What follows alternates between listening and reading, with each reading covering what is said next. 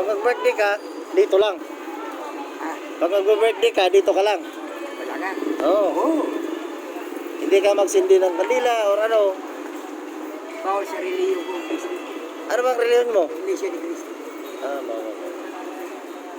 Dati akong Romano, Katoliko. Ito sa Romano, Katoliko. Hindi mo na ako nagkaroon ng asawa. Hanggang ngayon, ganun pa rin ang pagkatao. Eh, sa Katoliko, sa iglesia ka, wala ka pa rin asawa. Ha? Naging iglesia ka, wala ka pa rin asawa. Pareho lang. Parehos na. Pareho lang. Kasi alam mo bakit? Yung mga kapwa tao, bago-bago ang isip. Ganda na mag-isip ko eh. Bakit yung papatulan hindi paklayo?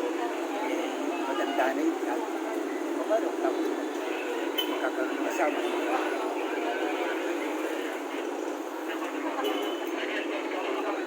Kaya, ayaw mo talaga mag-asawa hanggang ngayon. Ano yung parang dili? Nagkaroon ka ng overprice. Eh, paano kung maging mura ang bilihin? O yun, maniniwala ko. Mag-asawa ka na? Asawa, pwede. Ha? Kahit dalawang asawa, pwede. Kasi nagkaroon ng overprice. Oo. Naging overprice. Nung nagsimulang nagmahalang bilihin, nagsimulang natutong mga tao, Kristiyanti, mga taong marunong. Natutoy, tinutulungan. Nasanay. Alam mo, paano nasanay? Natutong magpigay ko. O, alam mo na. Saan ka pupunta yan? Ha? Saan ka pupunta? Pauwi na. Dito ka nang galing eh. O, find out yung lugo sa bayo. Alam mo, ibayo, yung tulay. Yung tawid dito, tulay. Yung tulay doon, bayo. Doon. Diretso lang. Oo, yun naman doon. Pinalugaw. Doon ako kumain na. Kaibigan mo pala to. Tagal mo ng kaibigan. Oo. 5 taon na. 5 taon na rin. Diba tinuho dito, 83. Dapat, dati nanahi ka ng sapatos. Kaya niya, shine boy ako. Shine boy. Si shine din ako. Marunong ako mag-shine. Papakintar ka sa katin ba, yung mga iba-ibang kulay, kaya-kaya ibalik sa dagat. Magaling mag-shine yan. Hindi ko mawala yan. Babalik ko lang. Naibalik. Mga kapilya, yung brown na yun, magiging brown. Size, kanya size. Size. Tama si Chris noon. Marunong ako mag-shine. Alam mo sana kung hindi natuto, pero ako babae na. Hindi ako. Oo. Hindi, biruin mo yun, hindi nagbinyagan eh. Ha? Biruin mo ba yun, hindi nabinyagan?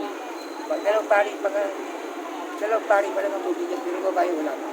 Hindi ako marunong. Paano? Alam sana ako nasanay. Oo.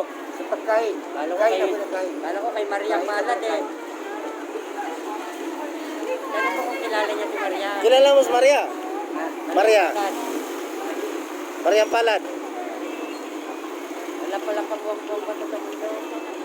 Hindi nga wala pa. Naging magandang lalaki ka naman siguro nung sinauna pa lang eh. Kanaunahan eh.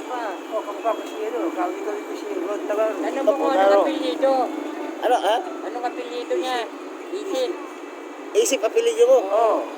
Puta, matalino. Isip. Ha? Matalino yung mga apelyidong isip. Nasa tao magdadala yun. Nasa tao magdadala. Nasa tao magdadala. Pag yung tao, hindi marunong magdala. Anong tawag doon? Anong tawag doon? Hindi marunong magdala. Laki. Nasa tao yun, nasa tao magdadala. Nasa tao pala yun. Oo, nasa tao. Pero hanggang ngayon, iglesia, nagsisimba ka pa rin. Oo, utos ni Cristo yun. Utos na ang magsampa. Nagsisimba ka pa rin. Kapag hindi lang siya. Katoliko yan dyan eh. Ha? Katoliko. Kaya nag-isang tayo, labas na doon. Doon ang Saan banda? Palabas na doon? Oo, ito ang terminal. Iglesia nga ni Cristo. Ang layo eh. Oo, siyempre, tinayo eh. Magsasakay ka.